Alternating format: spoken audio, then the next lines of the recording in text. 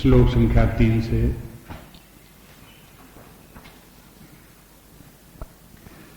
यो मामजमनादिं च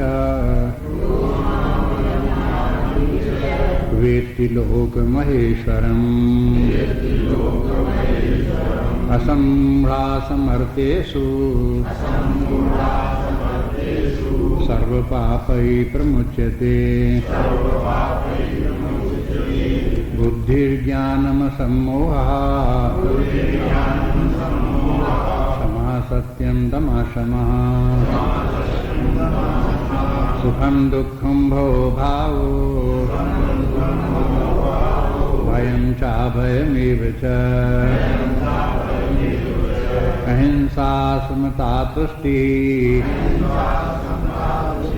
तपोदानं यशो यशः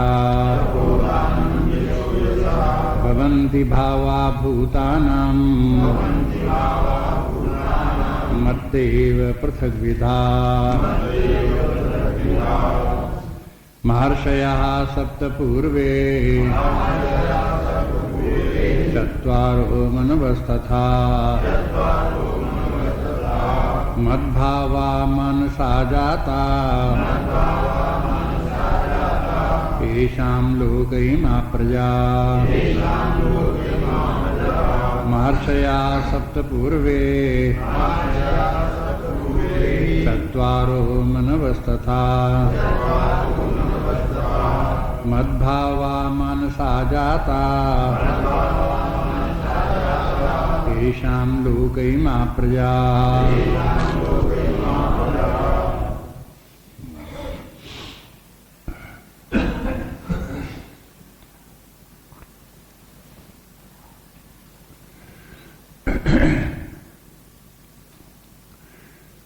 प्रश्न ये है कि हम लोगों को अपनी बुद्धि में परमात्मा का ज्ञान क्यों नहीं होता।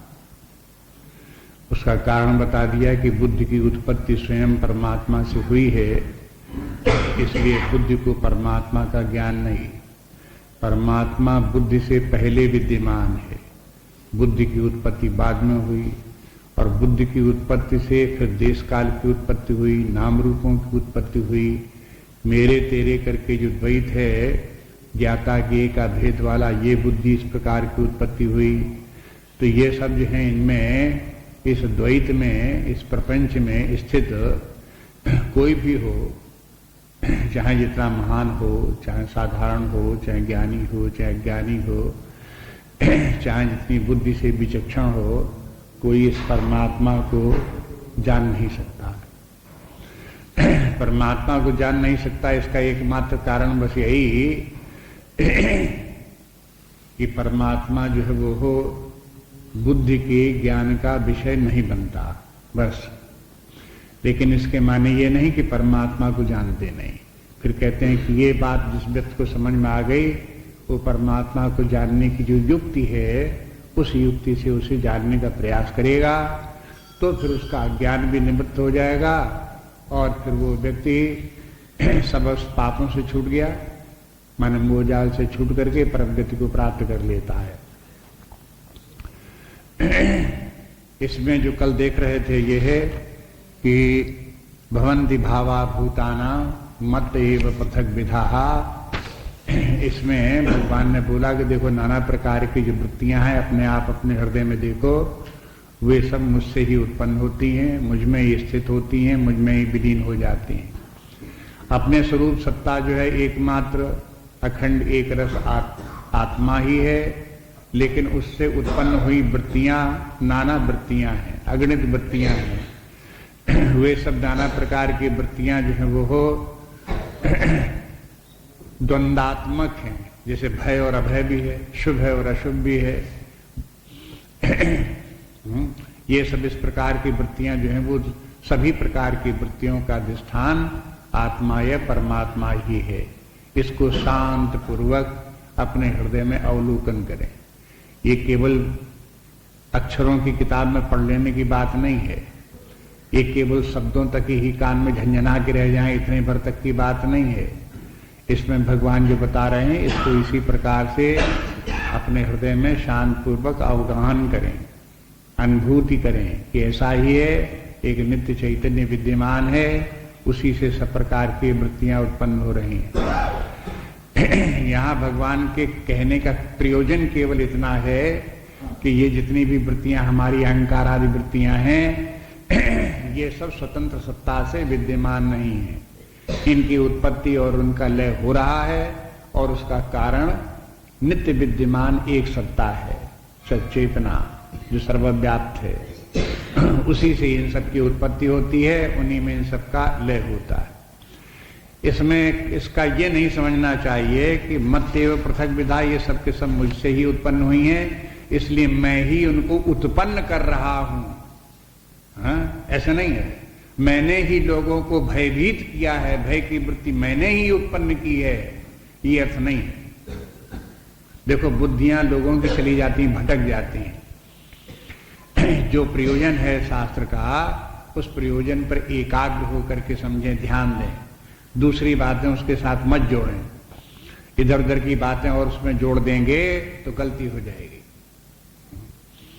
अगर किसी के मन में भय की वृत्ति उत्पन्न होती है तो परमात्मा उत्पन्न नहीं करता। ये भय की उत्पन्न व्यक्ति के अपने ही रजोगुण के कारण से होती है। उसका कारण रजोगुण है। देखो, वृत्तियों के उत्पन्न होने के दो कारण हैं। एक कारण तो है अधिष्ठान कारण। अधिष्ठान कारण के माने, जैसे अब उदाहरण में देख लो, जैसे घट बना तो घट के दो कारण हैं। एक कारण तो कुम्हार है, एक कारण मिट्टी है। मिट्टी के बिना घट उत्पन्न नहीं हो सकता और मिट्टी के बिना घट रह नहीं सकता। तो मिट्टी जो है घट का अधिष्ठान है। लेकिन अब घट कैसा बने? सुराही जैसा बने, लंबा बने, गोल बने, चपटा बने, छोटा बने, बड़ा बने, इसकी जिम्मेवारी मिट्टी की नहीं। ये तो बनाने वाला जो कुम्हार है वो जैसा बनाएगा तैसा बनेगा। इसी प्रकार से जो ये वृत्तियां हैं, जो नाना प्रकार की वृत्तियां उत्पन्न होती हैं, इन वृत्तियों का रूपाकार जो है निर्धारित होता है वासनाओं से, सत्व से, रजस से, तमस से। जिस व्यक्ति की जिस प्रकार की हैं उस प्रकार की होंगी। इसलिए जो वासनाओं का कार्य है वो अलग है, उसको अलग से समझें। और ये बात इसलिए जोड़ने पड़ी कि बुद्धि भटक जाती है। अरे सब परमात्मा ही करने वाला, उसी ने भय उत्पन्न कर दिया है, उसी ने घृणा उत्पन्न कर दी है, उसी ने द्वेष उत्पन्न कर दिया, गीता में लिखा। ऐसे नहीं है।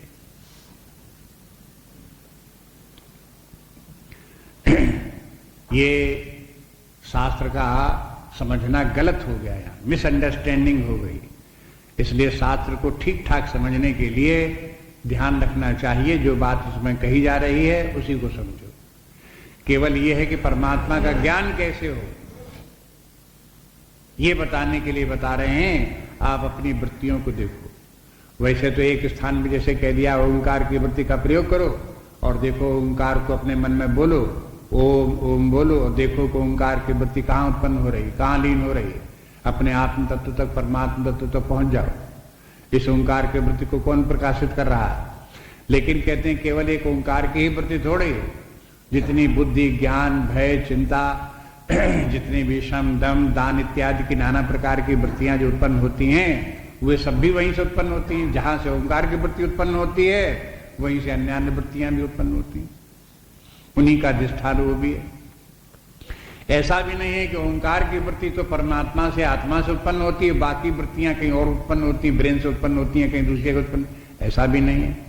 सबका अधिष्ठान एक ही है।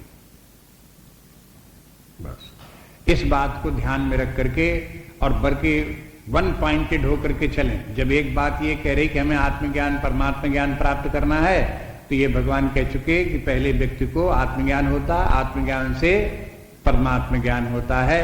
ये अंतिम श्लोक में जो पिछला 9वां अध्याय का श्लोक हुआ था, उसमें साफ साफ बता दिया, व्यक्ति को पहले आत्मज्ञान, आत्मज्ञान से फिर मुझे मेरी प्राप्ति हो जाती है। तो आत्मज्ञान प्राप्त करने के माने क्या है कि पहले अपनी वृत्तियों को देखो कि ये वृत्तियां कहाँ उत्पन्न होती हैं। जहां से उत्पन्न होती हैं उसको पहचानो, उसको पहचानने से आगे बढ़ो, समझ लो यही परमात्मा है, बस भटको नहीं इधर उधर, अन्य बातों में मत जाओ। देखो, जब ये कहा जाता है कि मन की एकाग्रता के बिना इस आत्म तत्व की प्राप्ति नहीं होती, तो उसकी एकाग्रता का एक रूप ये भी है, क्या कि हमारी बुद्धि एक बात को विचार तो करती नहीं, उसमें तो थोड़ी दूर आगे बढ़ी और दूसरी शाखा पकड़ करके भटक गई और वो बात छूट गई, इसलिए भी वहां तक नहीं पहुंचते। तो हमारा एकाग्रता के माने हैं हम जिस दिशा में और जिस उद्देश्य से चल रहे हैं उसको पकड़े रहे, भूले नहीं। हम चले इस उद्देश्य थे कि परमात्मा का ज्ञान कैसे होगा, और हम पहुंच गए इस बात में कि हमारी वृत्तियां, भय चिंता की वृत्तियां किसने उत्पन्न की?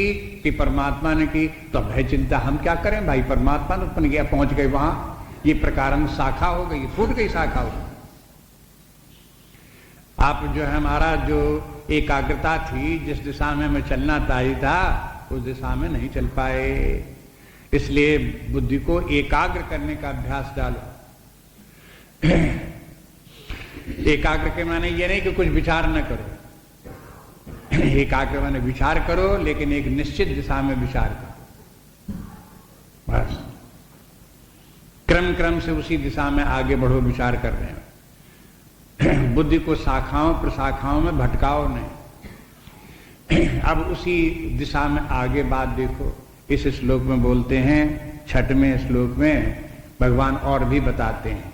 ये तो बुद्धियां इत्यादि नाना प्रकार की वृत्तियां बता दी। अब ये बताते हैं कि वृत्तियां मन की वृत्तियां ही नहीं, बल्कि हमारी इंद्रियां, हमारे मन बुद्धि चित्त अहंकार अंतःकरण चतुष्टय, व्यष्टि में और समष्टि में जो कुछ है सब उसी परमात्मा से ही उत्पन्न हुआ है। अब इसको देखो, पहले अपनी वृत्तियों को देखो और उसके बाद वृत्तियों से देखो इंद्रियों को। जैसे इंद्रियों से बाह्य जगत का ज्ञान होता है, सुनाई देता है, दिखाई देता है, तो ये दिखाई देने सुनाई देने की सामर्थ्य कहां से आई? ये इंद्रियां किस प्रकार से देख रहे हैं? अब ये देखने को रूप कुरूप कुछ भी दिखाई दे, लेकिन देखने की जो शक्ति है, चेतना शक्ति, वो आत्मा की है, उसी की वृत्ति। कभी कभी तो ऐसे भी बोलते हैं वेदांत में कि नेत्र भी आत्मा की ही एक वृत्ति है, कान भी आत्मा की ही एक वृत्ति है, प्राण भी आत्मा की ही एक वृत्ति है, अपान भी आत्मा की ही एक वृत्ति है। वृत्ति के माने क्या है? जैसे क्रोध की वृत्ति, जैसे दया की वृत्ति, क्षमा की वृत्ति, ऐसी प्राण भी एक वृत्ति है। वृत्ति है कि माने उसका भी अधिष्ठान आत्मा ही है। आत्मा के बिना इनकी सत्ता नहीं हो सकती। इसी प्रकार से इंद्रियों की सत्ता भी आत्मा के बिना नहीं हो सकती। अब यहां कहते हैं कि मार्शया सत्व 7 महर्षि। अब इनके 2 प्रकार के अर्थ लगते हैं। प्राचीन काल में 7 ऋषि हो गए हैं, उनका पुराणों में नाम आता है। अत्रि इत्यादि वशिष्ठ आदि 7 ऋषियों में इनके नाम हैं, ये सप्तर्षि कहलाते हैं। ये हो गए। अब ये हो गए तो ये कैसे उत्पन्न हुए? अब देखो, पौराणिक व्याख्या तो इसकी इस प्रकार से है कि परमात्मा से ही ब्रह्मा जी की उत्पत्ति हुई। वही परमात्मा ईश्वर था माया की उपाधि से, और माया की उपाधि से वही ईश्वर समस्त बुद्धि का रूप उसने धारण कर लिया, तो वो हो गया ब्रह्मा, हिरण्यगर्भ ब्रह्मा हो गया। अब ब्रह्मा जी की संतान जो हुई, रचना आगे बढ़ी, तो ब्रह्मा जी के मानस पुत्र हुए, मन से ही उत्पन्न हुए। इसलिए देखते हैं, देखो मद भावा मानसा जाता। मानसा जाता माने मन से उत्पन्न होने वाले। तो भगवान ने यहां पर आकर के क्या किया कि ईश्वर रूप धारण करके जो ब्रह्मा का रूप है वो धारण कर लिया कि ब्रह्मा भी तो हम ही हैं। तो अब ब्रह्मा से जो मानस पुत्र उत्पन्न हुए वो मेरे ही उत्पन्न हुए। चाहे ब्रह्मा जी के उत्पन्न हुए मानो और चाहे ईश्वर के परमात्मा के उत्पन्न हुए मानो, एक ही बात है। इसलिए कहते हैं कि ये सब के सब जो है ये सप्तर्षि और ये चारों जो है ये शरद कुमार और 14 जो है वो हो मनु, ये सब मुझसे ही मानसा जाता। ये सब मेरी मानस सृष्टि है। मनु पैदा हुए तो मनु के बाद में और ऋषियों से, ये ऋषि जो 7 हुए, ये 7 ऋषियों ने प्रवृत्ति मार्ग चलाया। देखो ब्रह्मा जी के समय से ही जब सृष्टि प्रारंभ हुई तो जो जीवन के 2 प्रकार की विधाएं हैं जीवन जीने की, एक प्रवृत्ति मार्गी और दूसरी निवृत्ति मार्गी। तो इन सप्तऋषियों ने तो प्रवृत्ति मार्गी परंपरा चलाई। प्रवृत्ति मार्गी के माने विवाह करो, पुत्रादि उत्पन्न करो और उसके बाद फिर उनकी संतानें हों, फिर उनकी और संतानें हों, ये भी सब होता रहे। और दूसरी तरफ आध्यात्मिक साधना भी होती रहे, आत्मज्ञान परमात्म ज्ञान भी प्राप्त होता रहे, भगवान की भक्ति भी प्राप्त हो, मुक्ति भी प्राप्त हो, परमात्मा में स्थित हो जाए। ये प्रवृत्ति मार्ग है, ये भी पूरा मार्ग है, इसमें कहीं किसी प्रकार की कमी नहीं है।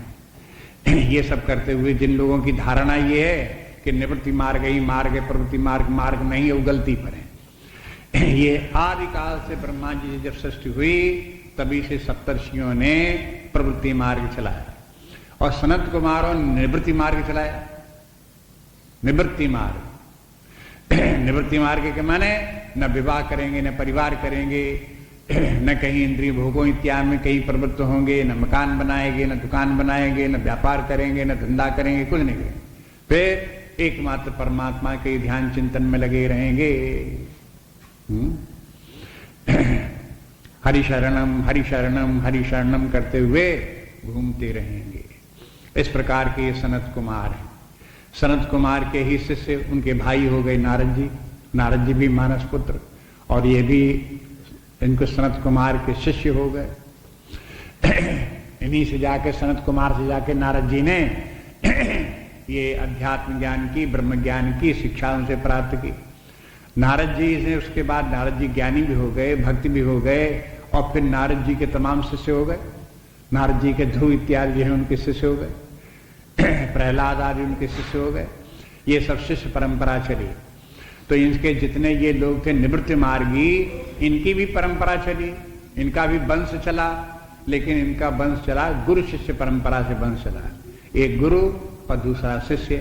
फिर वो गुरु जो शिष्य था वो गुरु हो गया, और फिर दूसरे को उसने शिक्षा दे दी तो वो शिष्य हो गया। इस प्रकार से जैसे कि पिता पुत्र की वंश परंपरा चलती है, ऐसे ही गुरु शिष्य की भी परंपरा चलती है। एक को कहते हैं बिंदु और दूसरे को कहते हैं नाद। एक परंपरा बिंदु परंपरा है और दूसरी नाद परंपरा है। जो प्रवृत्ति मार्गी हैं उनकी परंपरा चली आ रही है। यदि आज भी गृहस्थ हैं और वो भगवान का ध्यान चिंतन करते हुए गृहस्थ धर्म को तो केवल सेकेंडरी रूप में पालन करते रहते हैं, जीविका चलाते रहते हैं, उससे परिवार पालन करते रहते हैं, लेकिन मुख्य कार्य परमात्मा चिंतन ध्यान में लगे हुए परमात्मा भाव में स्थित हैं, विरक्त हैं, ऐसे व्यक्ति जो है वो हो बिंदु परंपरा से ब्रह्मा जी की संतान है, उन्हीं के साथ में उनके चले आ रहे हैं। इसलिए आप देखोगे कि जितनी की वंश परंपराएं चली हैं इन सप्तऋषियों के नाम से चली हुई हैं। शांडिल्य गोत्र है तो क्या हुआ, भरद्वाज गोत्र हुआ तो क्या हुआ, ये सब कौन है? ये सब के सब प्रवृत्ति मार्ग की चलाने वाली, परंपरा चलाने वाले प्राचीन काल के ऋषि थे, उन्हीं से ये परंपराएं चली। तो ये उनके नाम से चलने के कारण से क्या है कि जैसे कि भरद्वाज जी ने इस प्रकार से अपने परंपरा पुत्र आदि उनको उत्पन्न हुए और परंपरा चलाई, और वो फिर भी स्वयं भी आत्मज्ञानी ब्रह्मज्ञानी हुए, परमात्मा के दर्शन किए, मुक्ति प्राप्त की, उनकी संतान भी उसी प्रकार से आज भी अगर भरद्वाजी गोत्री है तो उसको भय नहीं करना चाहिए, वो भी उसी प्रकार से उसी परंपरा से परमात्मा को प्राप्त कर सकता है। अत्रि ऋषि को जानते हैं आप, अनसुईया उनकी पत्नी, ये इसी प्रकार वशिष्ठ जी को जानते हैं, अरुंधति उनकी पत्नी। अब ये सबके सब इनके भी पुत्र संतान हुई, और जैसे कि ये ऋषि आत्मज्ञानी ब्रह्मज्ञानी हो गए, किसी प्रकार की इनकी कमी नहीं, ब्रह्म भाव को प्राप्त हो गए, वैसे ही उनकी संतान आज भी ब्रह्म भाव को प्राप्त हो सकती है।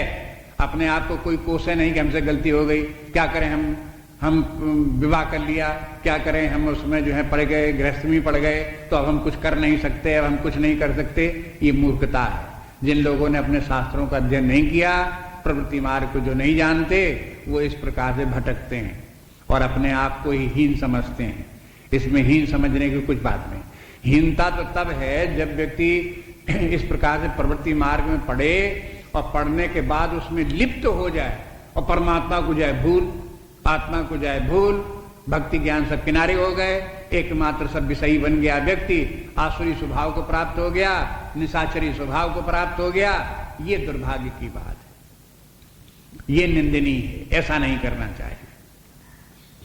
बस इतनी, इसीलिए जो है ये है सावधान करते हैं शास्त्री बराबर ये सब उल्लेख इसीलिए करते हैं जिसे स्मरण करो, सप्तऋषियों का भी स्मरण करो, वो किस प्रकार से उनकी वंश परंपरा चले आ रही। नाद परंपरा के माने शब्द, शब्द के द्वारा जिसने कि ब्रह्म ज्ञान तत्व ज्ञान किसी व्यक्ति को दिया तो वो जिसको दिया वो शिष्य हो गया, जो ज्ञान देने वाला है वो गुरु हो गया।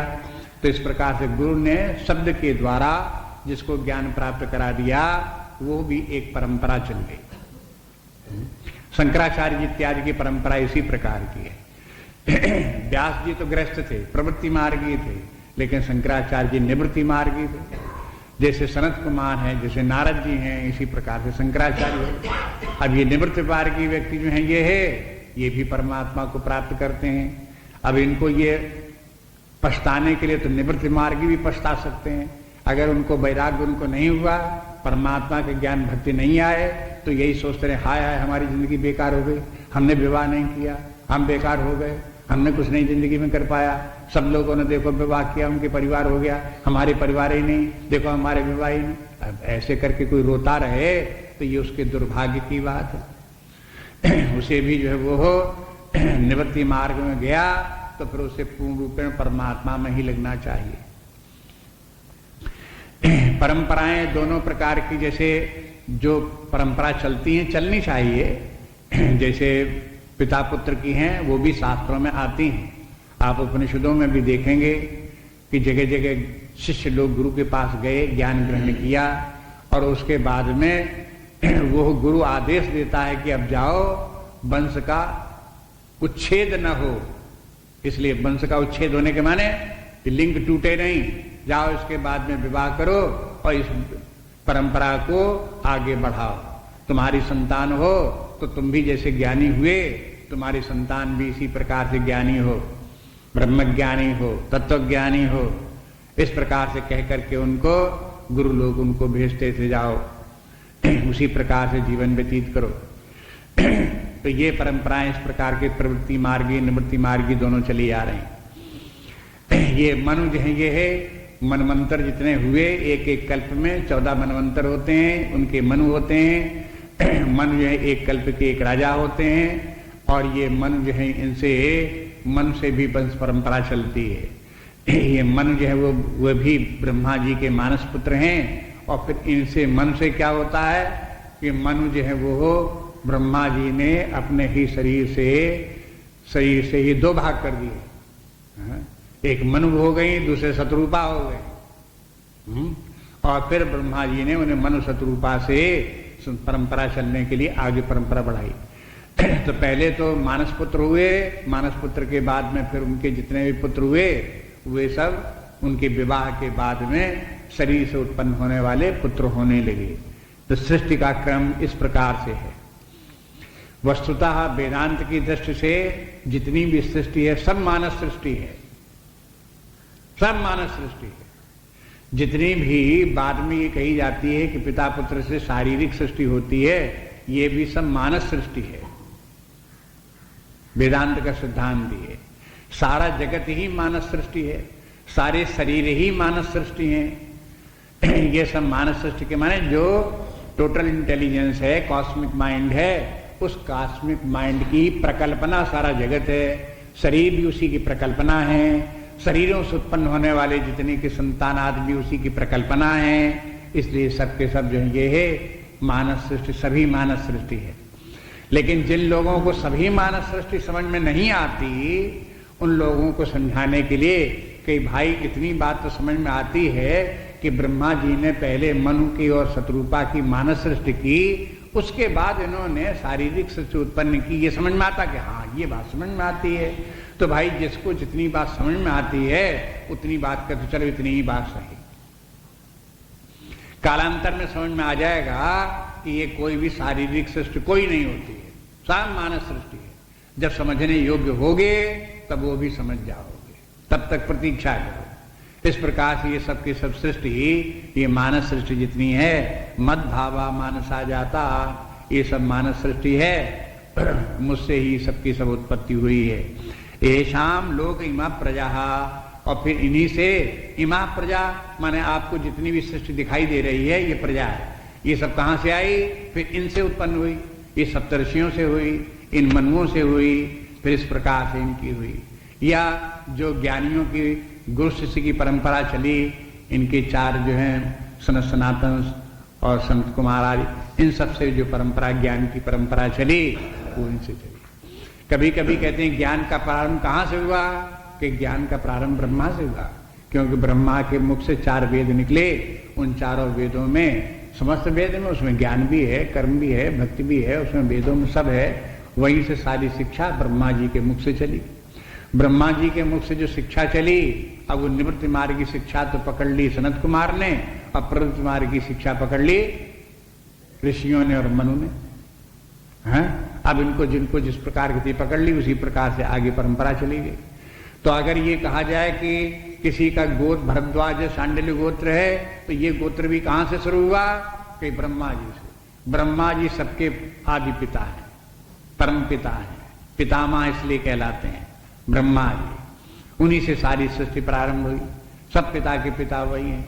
और उनके बाद में फिर जब विभाजन होने लगे तब वो अनेक भरद्वाज और अत्रि और ये वशिष्ठ और ये इस प्रकार के ऋषि होने लगे, मनु लोग होने लगे। इस प्रकार से ये प्रजा चली। तो आप देखते हैं कि इस प्रकार से ये सबका सब विस्तार सृष्टि का भगवान ने बता दिया। अब कहने का तात्पर्य क्या हुआ कि ये सब का सब परमात्मा को जानने के लिए देखो कि ये तो सब हैं कार्य, माने बाद में पैदा हुए, इनका सबका कारण परमात्मा है। अब उस कारण में क्यों स्त्री बना, कौन पुरुष बना, कौन शूद्र बना, कौन ब्राह्मण बना, इस बात की चर्चा नहीं है और इसके यहाँ पर उल्लेख की जरूरत नहीं है। कोई भी हो, किसी भी प्रकार का हो, सबकी उत्पत्ति का आधार, अधिष्ठान, आदि कारण परमात्मा। बस जो नाना रूप हुए, पृथक विधा जैसे कह दिए नाना रूप हुए, तो नाना रूप क्यों हुए उसकी यहाँ चर्चा नहीं। वो आगे जहां कहीं होगी, पीछे जहां कहीं होगी वहां देख लो। यहां तो केवल ये कि परमात्मा सबका अधिष्ठान कारण है, मूल कारण वही है, उसके बिना इस जगत की उत्पत्ति नहीं हो सकती, प्राणियों की उत्पत्ति नहीं हो सकती। ये सब उसी में स्थित हैं, उसी में लीन होने वाले हैं। इस प्रकार से परमात्मा को जानो। अब परमात्मा को जानने के लिए कम से कम इतना तो कर ही सकते हो कि आखिर आपको जब कोई वस्तु दिखाई देती है तब आप ये मन में विचार आता है कि ये इसकी उत्पत्ति कहाँ से हुई।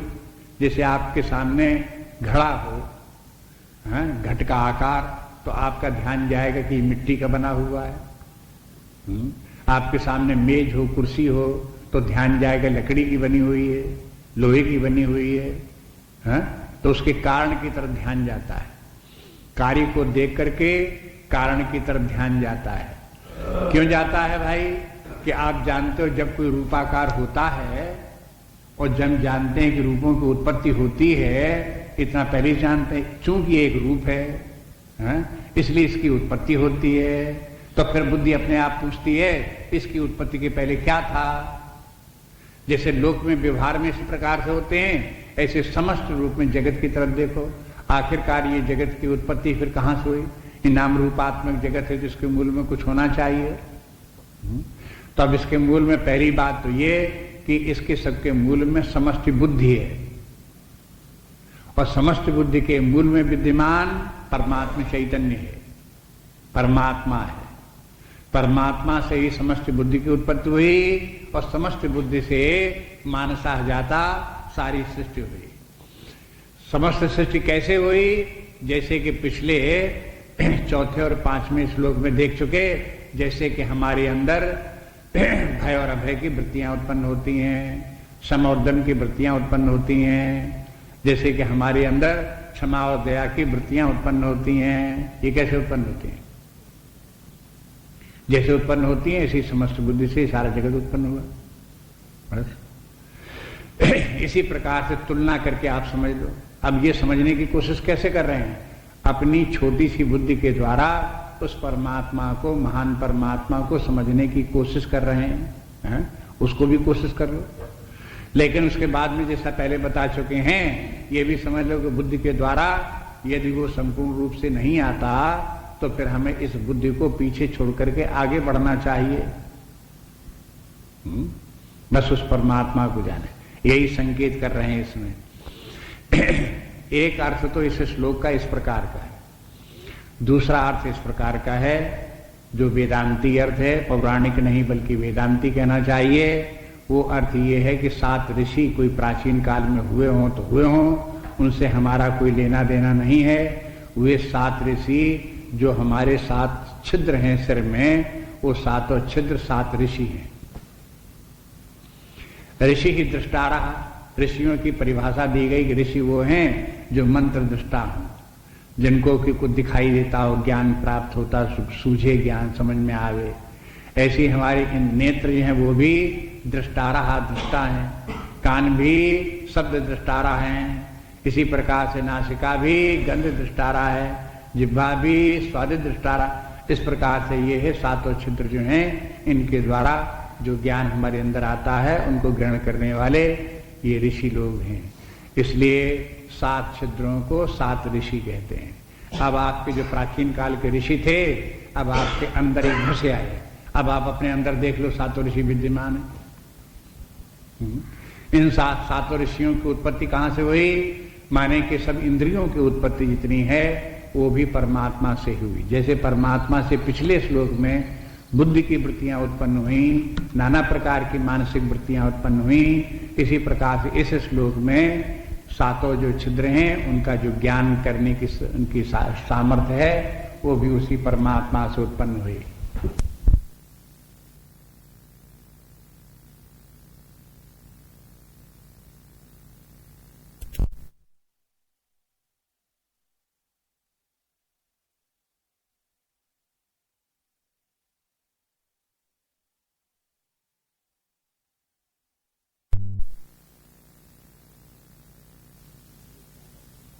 ये चारों अंतःकरण चतुष्टय हैं। अंतःकरण के जो 4 फंक्शन हैं, ये चारों जो हैं ये चारों एक साथ कार्य करते हैं। इसलिए ये सनत कुमार भी चारों एक साथ रहते हैं। जैसे वो चारों एक साथ रहते हैं, इसी प्रकार से अंतःकरण चतुष्टय भी एक साथ रहता है। मन भी कार्य करता है, बुद्धि भी कार्य करती है, अहंकार भी कार्य करता है, चित्त भी कार्य करता है। इस प्रकार के सब इस प्रकार से कार्य करते हैं। इनमें जो है ये है मन और बुद्धि कार्य करने में प्रमुख है। अहंकार तो केवल उसको अपने ऊपर उसे ओढ़ने के लिए है कि ये जो ज्ञान हुआ ये मुझे हुआ, ये समझ आई ये मुझे हुआ, ये जाना तो मुझे हुआ, तो उसको अपने ऊपर ओढ़ने भर के लिए अहंकार है। बाकी ज्ञान के साधन मन और बुद्धि हैं। मन और बुद्धि को दोनों को मिलाकर के कभी कभी चित्त भी कहते हैं, क्योंकि मन और बुद्धि दोनों बिना चित्त के काम नहीं करते।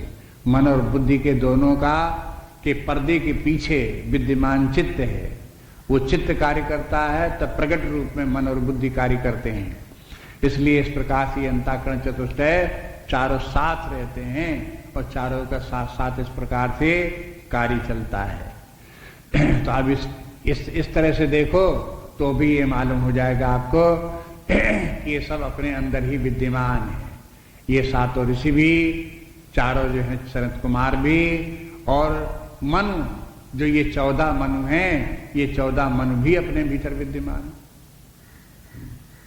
अब ये 14 मनु किस प्रकार से हैं?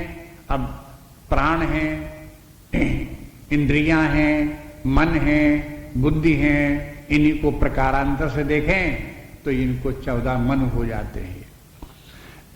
ये 10 इंद्रियां और 4 अंतःकरण चतुष्टय, इस प्रकार से अगर देखें तो ये हो गए 14 मन। इस प्रकार से ये है प्रक्रिया जो इसमें वर्णन की। इन सबकी उत्पत्ति कहां से हुई? सबकी परमात्मा से होती, सबका अधिष्ठान परमात्मा ही है। तो एक तो परमात्मा को जानने का तरीका आदि भौतिक है, माने बाह्य जगत को देख करके परमात्मा तक जाओ विचार करते हुए, आदि भौतिक तरीका है। अगर आप समझते हो प्राचीन काल में ऋषि हुए, सनत कुमार हुए, तो उनका विचार करके परमात्मा तक पहुंचो, ये विचार करने का ऑब्जेक्टिव वे है, यह भौतिक तरीका है।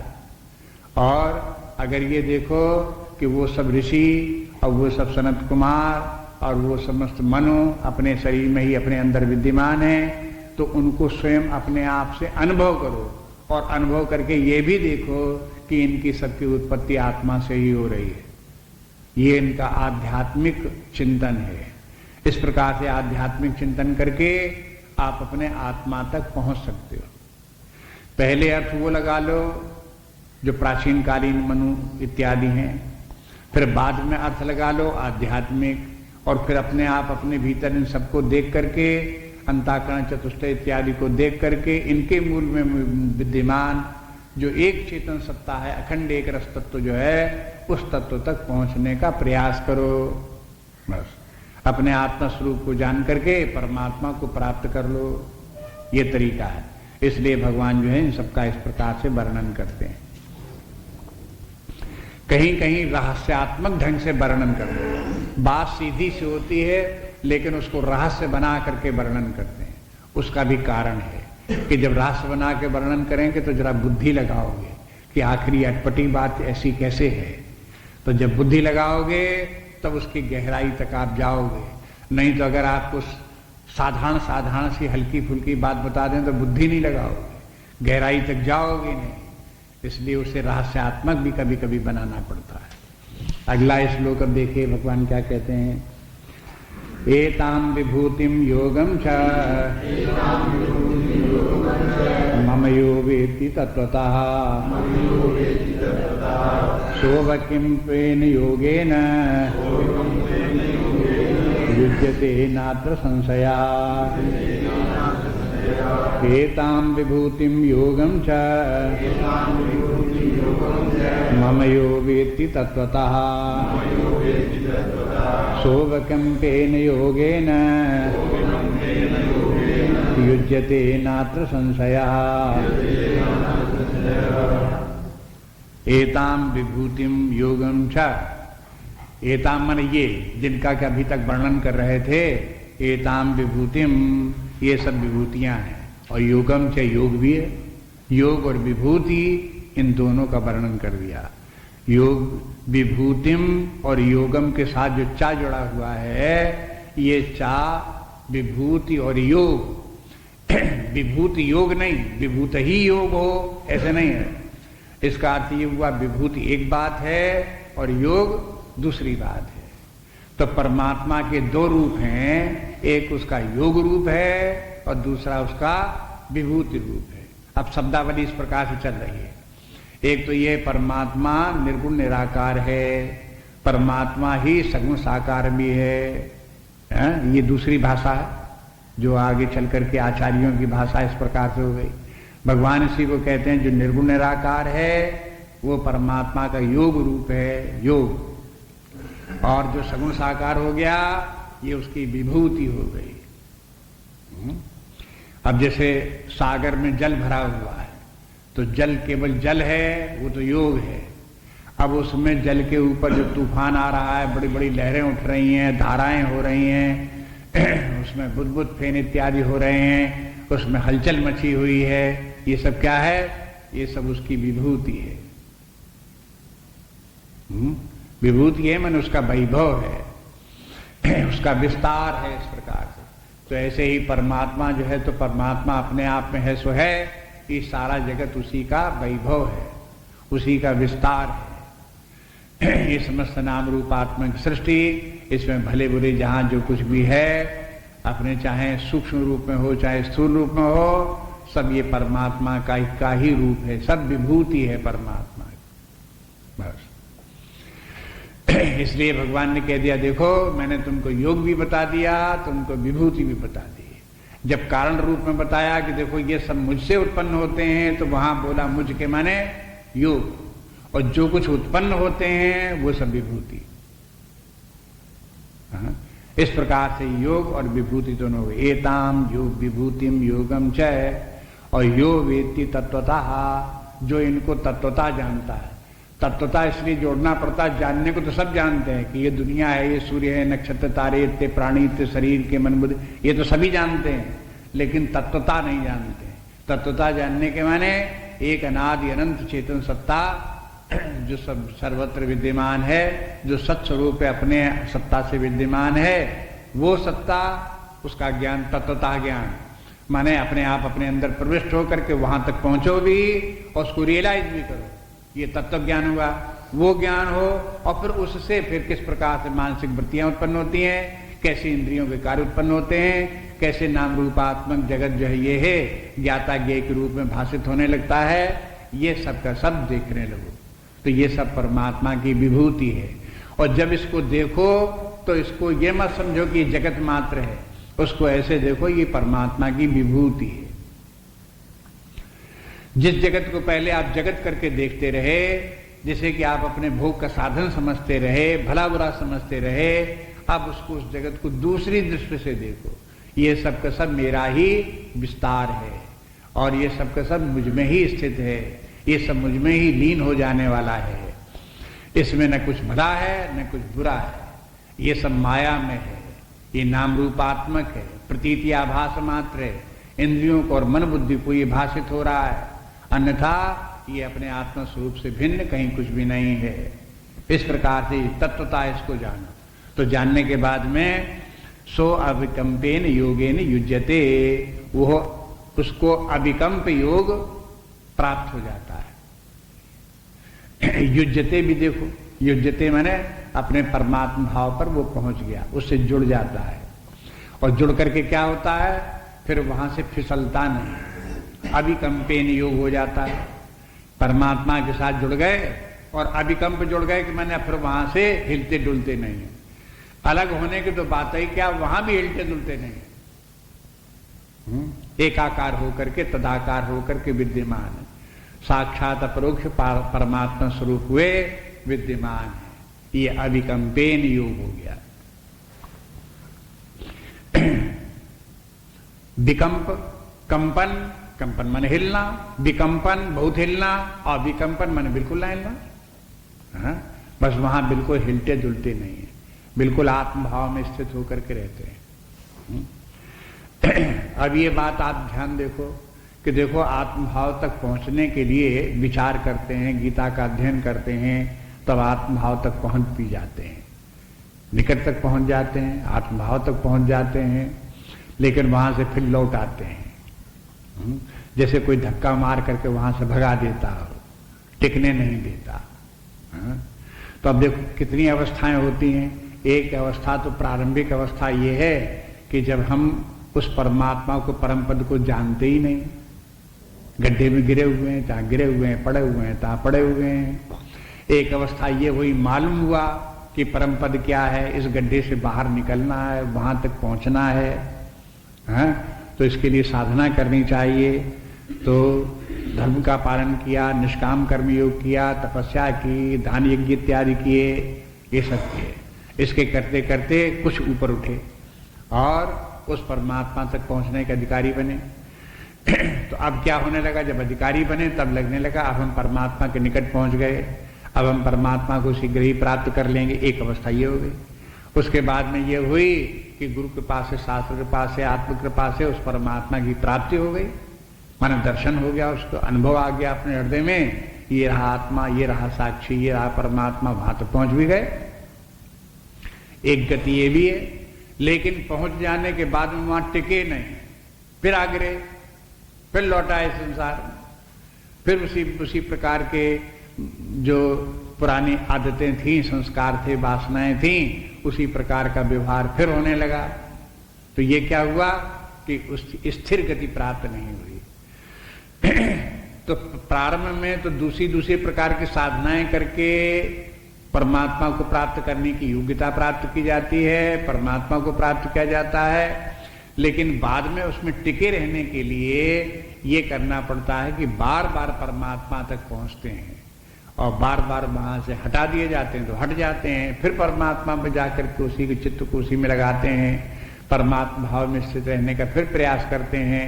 तो इस प्रकार से परमात्मा में जैसे जैसे प्रेम बढ़ता जाता है, परमात्मा से तदाकारता बढ़ती जाती है, वैसे वैसे परमात्मा की कृपा से जो हमको परमात्मा से अलग करने वाली वासनाएं थी वो क्षीण होती जाती है। जो हमें परमात्मा से अलग करके धक्का मार के अलग कर देते थे, जो फैक्टर था वो धीरे धीरे समाप्त हो जाता है। जब वो सब समाप्त हो गया तो परमात्मा भी स्थिर होकर के रह गए, अचल भाव से स्थिर होकर के परमात्मा भाव में टिक गए। अब जब टिक गए तब क्या हो गया?